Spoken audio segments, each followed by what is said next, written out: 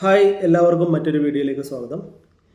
ഇന്നത്തെ നമ്മുടെ സബ്ജക്റ്റ് എന്താണെന്ന് വെച്ച് കഴിഞ്ഞാൽ നമ്മൾ ഈ വെളിയിൽ നിന്നൊക്കെ ഫുഡ് കഴിക്കുന്ന സമയത്ത്, അത് വെളി ഹോട്ടലുകളിൽ നിന്നൊക്കെ നമ്മൾ ഫുഡ് കഴിക്കുന്ന സമയത്ത് നമുക്ക് ഫുഡ് പോയ്സൺ ഉണ്ടാവാതിരിക്കാൻ വേണ്ടിയിട്ട് എന്തെല്ലാം കാര്യങ്ങളാണ് നമ്മൾ ചെയ്യേണ്ടത് എന്നതിനെ കുറിച്ചിട്ടാണ് നമ്മുടെ ഇന്നത്തെ സബ്ജക്റ്റ് എന്ന് പറഞ്ഞു കഴിഞ്ഞാൽ.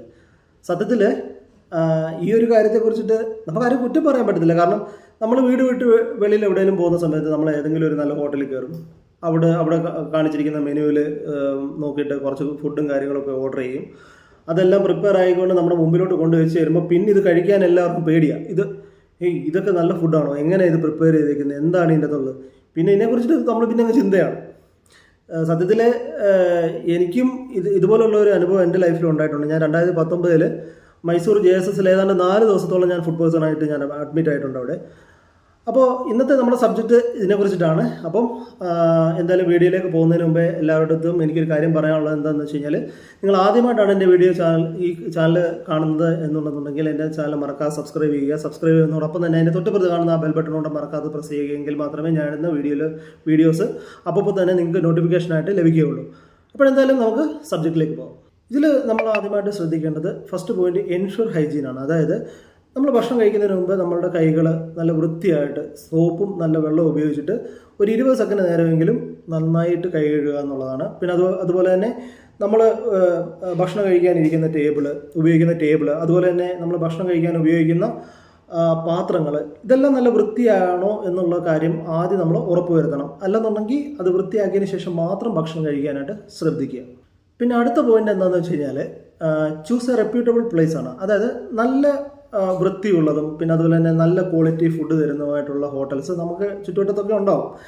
കഴിവതും അത്തരത്തിലുള്ള ഹോട്ടലുകളിൽ നിന്ന് മാത്രം നമ്മൾ ഫുഡ് കഴിക്കാനായിട്ട് ശ്രദ്ധിക്കുക. പിന്നെ അതുപോലെ തന്നെ നമ്മളിപ്പം വെളിയിലൊക്കെ പോവുകയൊക്കെ ആണെങ്കിൽ നമുക്കറിയത്തില്ല ഏത് ഹോട്ടൽ നല്ലതാണെന്നുള്ളത്. അപ്പോൾ നമ്മൾ ഗൂഗിളൊക്കെ സെർച്ച് ചെയ്യുന്ന സമയത്ത് നല്ല സ്റ്റാർ റേറ്റിംഗ് ഒക്കെ ഉള്ള ഹോട്ടൽസൊക്കെ നമുക്ക് അവിടെ കാണുവാനായിട്ട് സാധിക്കും. കഴിവതും നിങ്ങൾ അത്തരത്തിലുള്ള ഹോട്ടൽസ് ചൂസ് ചെയ്യാനായിട്ട് മാക്സിമം ശ്രദ്ധിക്കുക. അതാണ് രണ്ടാമത്തെ പോയിന്റ്. അതുപോലെ തന്നെ അടുത്ത പോയിന്റ് എന്താണെന്ന് വെച്ച് കഴിഞ്ഞാൽ, വളരെ ഇമ്പോർട്ടൻ്റ് ആയിട്ടുള്ളൊരു പോയിന്റാണ്. അതായത് നേരത്തെ പാകം ചെയ്ത് വെച്ചിരിക്കുന്ന ഫുഡുകൾ മാക്സിമം നമ്മൾ ഒഴിവാക്കുന്നതാണ് നല്ലത്. അതുപോലെ തന്നെ ചൂടോടെയും പുതിയതായിട്ട് പാകം ചെയ്തിട്ടുള്ള ഫുഡുകൾ മാത്രം കഴിക്കാനായിട്ട് ശ്രദ്ധിക്കുക. എനിക്ക് തോന്നുന്നു ഇതാണ് ഒരു 65% ഫുഡ് പോയ്സൺ ഉണ്ടാകാനുള്ള മെയിൻ കാരണം എന്ന് പറഞ്ഞു കഴിഞ്ഞാൽ. അപ്പം ഇത് വളരെ നിർബന്ധമായിട്ട് നിങ്ങൾ ശ്രദ്ധിച്ചിരിക്കേണ്ട ഒരു കാര്യമാണ്. അതുപോലെ തന്നെ ഇമ്പോർട്ടൻ്റ് ആയിട്ടുള്ള മറ്റൊരു കാര്യം എന്താണെന്ന് വെച്ച് കഴിഞ്ഞാൽ, ഇപ്പം ചിക്കൻ ആയാലും എഗ് ആയാലും ഫിഷ് ആയാലും ഇതൊക്കെ പൂർണ്ണമായിട്ട് നല്ല വൃത്തിക്ക് പാകം ചെയ്തിട്ടുണ്ട്, അതായത് വൃത്തിക്ക് കുക്ക് ചെയ്തിട്ടുണ്ടോ എന്നുള്ള കാര്യങ്ങൾ വളരെയധികം ശ്രദ്ധിക്കേണ്ടത് അത്യാവശ്യമാണ്. അതുപോലെ തന്നെ ഈ പകുതി വെന്തിട്ടുള്ള ഭക്ഷണങ്ങൾ കഴിവതും നമ്മൾ ഒഴിവാക്കുന്നതാണ് ഏറ്റവും നല്ലത്.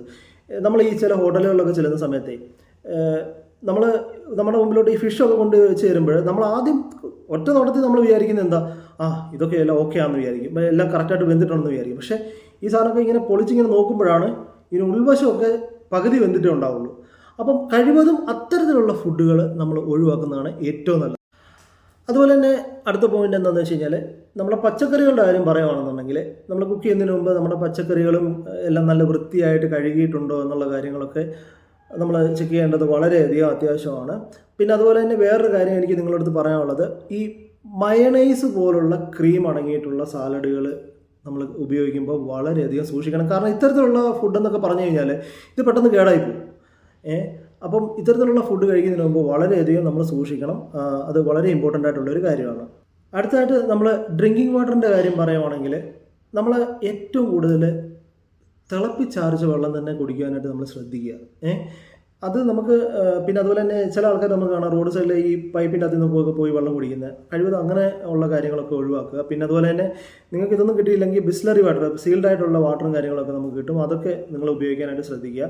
പിന്നെ അതുപോലെ തന്നെ നമ്മൾ ചില സ്ഥലങ്ങളിൽ ഒക്കെ പോകുമ്പോൾ നമ്മൾ ജ്യൂസൊക്കെ കുടിക്കില്ല, നമ്മുടെ റോഡ് സൈഡിൽ മറ്റേ പുളിച്ചാർ സോഡ, പിന്നെ അതുപോലെ തന്നെ സോഡ നാരങ്ങ വെള്ളം ഒക്കെ കാണാം നമുക്ക് പോകുന്ന സ്ഥലത്തൊക്കെ.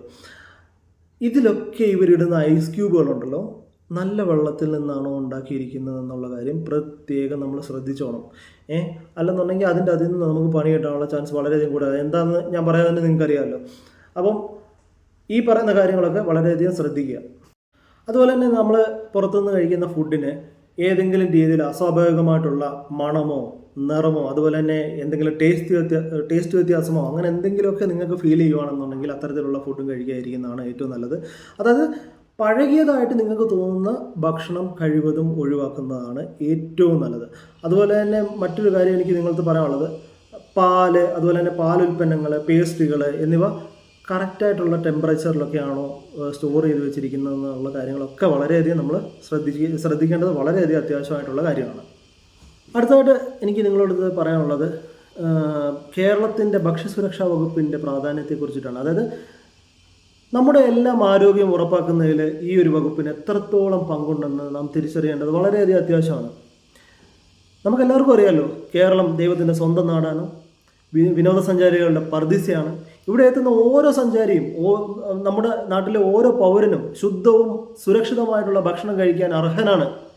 ഒരു ഹോട്ടലിൽ നിന്നോ റെസ്റ്റോറൻറ്റിൽ നിന്നോ അല്ലെങ്കിൽ ഒരു തട്ടുകടയിൽ നിന്നോ ലഭിക്കുന്ന ഭക്ഷണം വിഷമയമാകാതിരിക്കാനുള്ള ഉത്തരവാദിത്വം ഭക്ഷ്യസുരക്ഷാ വകുപ്പിനുണ്ട്, ഇല്ലേ? ഭക്ഷ്യവിഷബാധയേറ്റ ആളുകൾ മരിക്കുന്നതും ഗുരുതരാവസ്ഥയിലോട്ടൊക്കെ പോകുന്നതും നമുക്കൊരിക്കലും ചിന്തിക്കാൻ പറ്റാത്തൊരു കാര്യമാണ്. ഒരു ചെറിയ അശ്രദ്ധ മതി, അത് വലിയ ദുരന്തത്തിലോട്ട് വഴിവെക്കും. നമുക്ക് എല്ലാവർക്കും അറിയാവുന്ന സംഭവമാണ്. അതുകൊണ്ടാണ് ഭക്ഷ്യസുരക്ഷാ വകുപ്പിൻ്റെ പ്രവർത്തനം കാര്യക്ഷമമാക്കേണ്ടത് വളരെയധികം അത്യാവശ്യമായിട്ട് വരുന്നത്. കേരളത്തിൽ ഭക്ഷ്യസുരക്ഷാ വകുപ്പ് മികച്ച രീതിയിൽ പ്രവർത്തിച്ചാൽ മാത്രമേ നമ്മുടെ ജനങ്ങളുടെ ആരോഗ്യം സംരക്ഷിക്കാനും ശുദ്ധമായ ഭക്ഷണം എല്ലാവർക്കും ലഭ്യമാകാനും സാധിക്കുകയുള്ളൂ. അപ്പോൾ ഇത്തരം കാര്യങ്ങളാണ് എനിക്ക് നിങ്ങൾക്ക് പറയാനുള്ളത്. അപ്പോൾ ഈ പറയുന്ന കാര്യങ്ങളൊക്കെ ശ്രദ്ധിച്ചാൽ നമുക്ക് ഫുഡ് പോയ്സണിൽ നിന്ന് നമുക്ക് ഒരു പരിധി വരെയൊക്കെ നമുക്ക് രക്ഷ നേടാനായിട്ട് സാധിക്കുന്നതാണ്. അപ്പോഴൊന്നും പറയാറുള്ളത് പോലെ നിങ്ങൾക്ക് വീഡിയോ ഇഷ്ടമായിട്ടുണ്ടെങ്കിൽ മറക്കാതെ എൻ്റെ വീഡിയോ മറക്കാതെ ലൈക്ക് ചെയ്യുക. അതുപോലെ തന്നെ നിങ്ങൾ ആദ്യമായിട്ടാണ് എൻ്റെ വീഡിയോ കാണുന്നത് എങ്കിൽ നിങ്ങൾ ഈ ചാനൽ മറക്കാതെ സബ്സ്ക്രൈബ് ചെയ്യുക. സബ്സ്ക്രൈബ് ചെയ്യുന്നതോടൊപ്പം തന്നെ തൊട്ടിപ്പുറത്ത് കാണുന്ന ബെൽ ബട്ടണോടെ മറക്കാതെ പ്രസ് ചെയ്യുക. എങ്കിൽ മാത്രമേ ഞാൻ ഇടുന്ന വീഡിയോസ് അപ്പോൾ തന്നെ നിങ്ങൾക്ക് നോട്ടിഫിക്കേഷനായിട്ട് ലഭിക്കുകയുള്ളൂ. അപ്പോഴെന്നും പറയാറുള്ളത് പോലെ മറ്റൊരു ദിവസം മറ്റൊരു വീഡിയോ ആയിട്ട് വീണ്ടും കാണാം. Good bye.